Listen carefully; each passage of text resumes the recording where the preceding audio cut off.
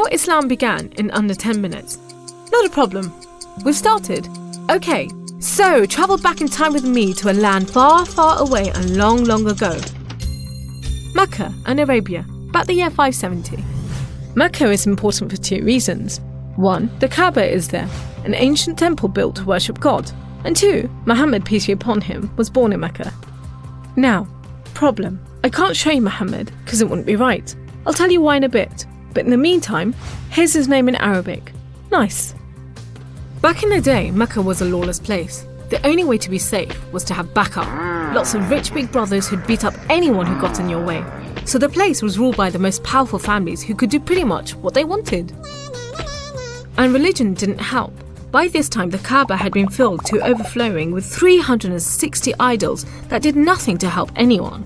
So it was a tough place to grow up if, like Muhammad, you were a poor orphan and believed in just one God you couldn't see, like the Jews and the Christians. He called him Allah, the God, in Arabic there. Muhammad's dad died before he was even born, and his mum died when he was just 6. So he was brought up by his grandfather, Abdul Muttalib, and then, when he died too, by his uncle, Abu Talib, who had the respect of the city's ruling families, so Muhammad was safe for the time being. Muhammad started out as a shepherd and then became a businessman, travelling about buying and selling stuff for rich clients.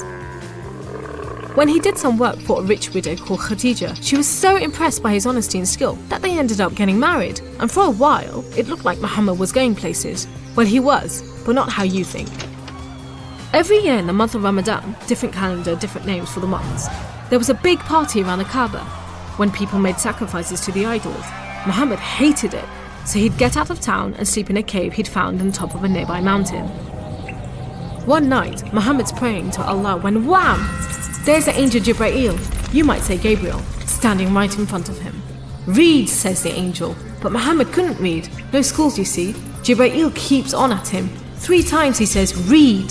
Then he grabs hold of Muhammad and wham! Again, it's like Muhammad's learnt the words off by heart. So he recites the message out loud. Read in the name of your Lord, who created man from a drop of blood. Read, for your Lord is most generous. He who taught by the pen, taught man what he did not know. It was a message from Allah. God was speaking to him just like he'd spoken to the prophets in the Jewish and Christian holy books, which meant he was a prophet too. The messages continued for the rest of Muhammad's life. Allah gave him the words to say and the prophet recited them. The words were written down by his friends, and years later they were collected together and became the Muslim holy book, the Quran, which means recitation, because Muhammad recited it, you see? Anyway, that was much later, so back to the night of power. Muhammad tells his family, then his friends, and eventually everyone about Allah, that he's the one and only God, that he wants everyone to be treated fairly, and long story short, it didn't go down well with the ruling families of Mecca, who liked things just the way they were, thank you very much. You see, Islam means obedience to Allah, and Muslim means someone who obeys Allah, and the ruling families didn't want anyone obeying anyone else but them. So the people who believed in Muhammad's message, the Muslims, were given a hard time. Some were even tortured and killed. A few of them managed to escape to Abyssinia, Ethiopia. But most were stuck in Mecca. Muhammad also had to cope with the death of his wife, and then just a few weeks later, his uncle too. Feeling very down, he went to the Kaaba to pray to Allah one night. Then, the weirdest thing happened. Jibreel turns up, sits him on a winged horse called Al-Buraq and flies him all the way from Mecca to Jerusalem. He prays with all the prophets who have ever lived. Then, he's taken up to the heavens to chat with some of the prophets, and then into paradise itself, where Allah tells Muhammad to pray 5 times a day and to stay strong. He's returned to Jerusalem and then flies back to the Kaaba in Mecca. We call it the night journey, and Muslims still argue whether it was a real experience or a vision, but whatever, it gave Muhammad a much needed boost, and just as well, because there were more tough times ahead. So, there was this other city called Yathrib. The people there heard about Muhammad and his message and invited him and his followers to join them. A few at a time, the Muslims left Mecca and made a dangerous journey across the desert to Yathrib. It's known as a hijra, which means migration, like birds do. Muhammad and a few of his friends stayed in Mecca until everyone had got away and then made plans for their own escape. But the ruling families wanted to kill Muhammad while they still could, so 7 sons, one from each family, were sent in the middle of the night to stab the Prophet while he slept. But he was way ahead of them, and when they burst into the house, Muhammad was gone. Trackers were sent out to hunt him down. Muhammad and his best friend Abu Bakr took a roundabout route to try and shake off the pursuit, but the trackers were too good and slowly gained on them. So Muhammad and Abu Bakr hid in a cave and prayed that no one found them. The trackers found the cave all right, but they didn't bother going in to search. There was no way Muhammad could be inside, they thought. There was a spider's web over the mouth of the cave and a nesting bird at the entrance. He must have given them the slip.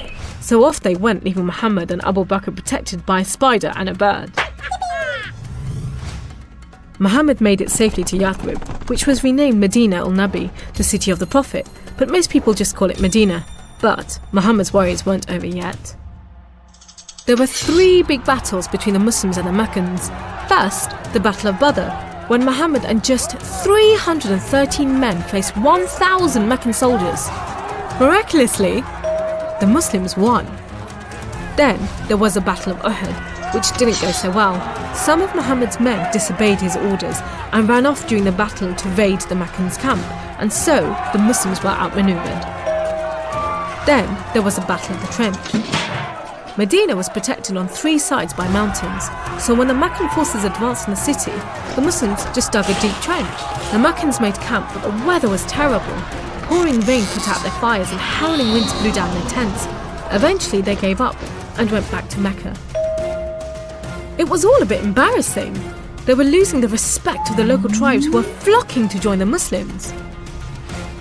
So a peace treaty was signed at Hudaybiyah, but it wasn't long before the Meccans broke it.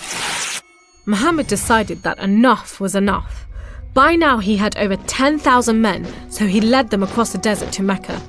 The ruling families realised they'd made a huge mistake, but it was too late. All they could do was surrender and hope that the Muslim army killed them quickly. But Muhammad said there should be no more fighting.